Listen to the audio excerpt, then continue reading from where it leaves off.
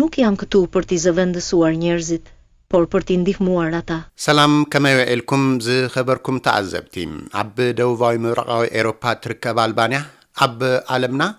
በአርቲፊሻል ኢንተለጀንስ ተመስረሐት ሚኒስተር ሸመት ቀዳማይ ተሃገር ኮይናላ ቀዳማይ ሚኒስተር ተሃገር ኤዲ ራማ ብልሹና ምካት ኣብ ካቢነ ሚኒስተራት ተሃገር ነዛ በአርቲፊሻል ኢንተለጀንስ ኤአይ ተመስረሐት ሚኒስተር ምትእትታው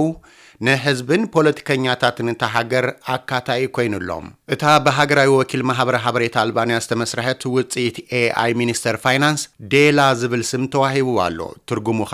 ፀሐይ ከም ማለት እዩ ሚኒስተር ፀሐይ ቀቅድሜ ሚኒስተር ፋይናንስ ኮይና ምሻማ ካብ ጥሪ 2025 ዓመተ ምህረት ፈሊማ ነዜጋታት ተሃገር ዲጂታላዊ አገልግሎት ክትህብ ከም ፀነሐት ይንገረላሎም አፍሮ ዊትነስ